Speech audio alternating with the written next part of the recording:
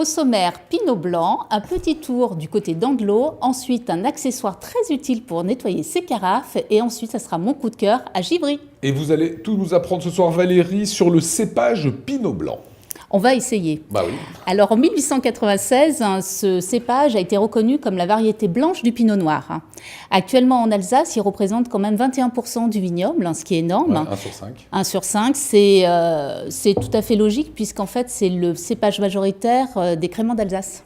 Une petite anecdote? Alors, une petite anecdote, oui, ça concerne l'étiquetage. Le pinot blanc est rarement vinifié seul, il est souvent assemblé au pinot auxerrois. Et pourtant, sur l'étiquette, vous ne retrouvez que la mention pinot blanc. Certains vignerons vous le précisent en assemblage sur la contre-étiquette, mais ce n'est pas une obligation. C'est-à-dire que quand en fait on boit du pinot blanc, on a un goût d'auxerrois souvent. Non, vous n'avez pas qu'un goût d'auxerrois, vous avez un assemblage des deux, souvent 50-50. D'accord. Le pinot auxerrois, lui, va apporter du corps et de l'amplitude, très complémentaire au pinot blanc qui, lui, a une bonne acidité, de jolis arômes sur des fruits blancs et également des fleurs blanches.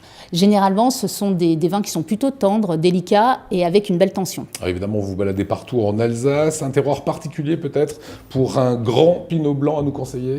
Oui, à Andlau, au sommet du Grand Cru Cattelsberg, c'est le domaine Kreideinsweiss qui propose une cuvée qui s'appelle La Fontaine aux enfants. Joli. Un joli pinot blanc et auxerrois en assemblage, c'est une vraie merveille. On est allé rencontrer Antoine, le fils. On regarde.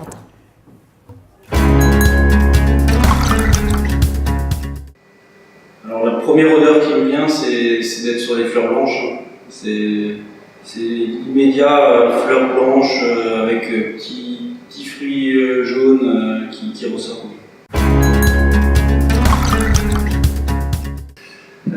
Si j'étais un cépage, je serais sans doute quand même du Riesling. Mais tout dépend de l'endroit où je me trouverai. Un bar de ligne juste sur le produit avec la fontaine aux enfants, rester sur la finesse et l'élégance. Actuellement, je dirais Pierre Auvernois sur Chardonnay 2011. Je pense vraiment une bouteille formidable avec une précision de longueur dégustative. Un vin fantastique du Jura. Ah bah moi, il m'a donné envie avec son petit bar de ligne avec un petit pinot blanc. C'est pas mal ça. Ouais, c'est parfait. Alors, tous les jeudis, vous nous présentez un objet un peu étonnant ou particulier. Alors aujourd'hui, c'est des petites billes en inox. Ça sert à nettoyer les carafes à décanter. D'accord. Donc là, j'ai amené la carafe que je vous avais présentée la dernière fois. Donc on verse Allez-y, c'est bien, ouais. les petites billes à l'intérieur. Mathieu, vous avez perdu, vous aviez parié qu'elle ferait tomber les billes. Et oui, il a perdu. Il est cruel. J'ai mis de l'eau. Ok. Donc le fait de tourner la carafe de cette manière, les billes, un phénomène d'abrasion, ce qui va permettre de décoller les dépôts souvent de tanins qui, à force d'utiliser la carafe, vont rester sur le fond de la carafe et également sur les pourtours. Petit objet hyper pratique. Ouais.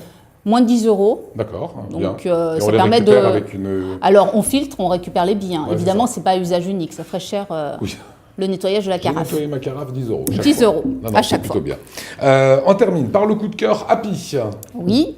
Alors, il s'agit d'un Givry. Donc là, on est en côte chalonnaise. Ouais. Donc, on est en Bourgogne du Sud. On est sur un monocépage, c'est un blanc, donc on est sur un 100% chardonnay.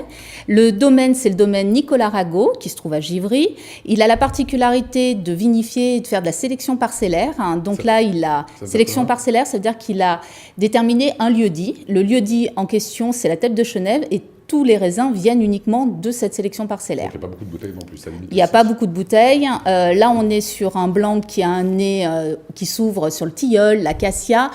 Légèrement toasté, c'est dû à l'élevage, mais ça va disparaître au fil du temps. C'est un vin en bouche qui a une très belle fraîcheur, plutôt sur les agrumes, sur les oranges, avec toujours un peu de gras dû à l'élevage, des notes légèrement toastées, petite pointe de minéralité très agréable. C'est un vin qui va aussi entre gras et acidité, avec une belle tension, un bon potentiel de garde et une longueur remarquable. Et un prix? Un prix 18 € la bouteille. Très joli vin de Bourgogne pour les amateurs, c'est vraiment une jolie chose. Très jolie chose, et c'est le domaine à suivre en Givry si on aime les givries et Voilà. les vins de la côte chalonnaise. Tout ça, évidemment, on le retrouve sur le site Apicurien. Et je rappelle évidemment que l'abus d'alcool est dangereux à consommer, évidemment, avec modération.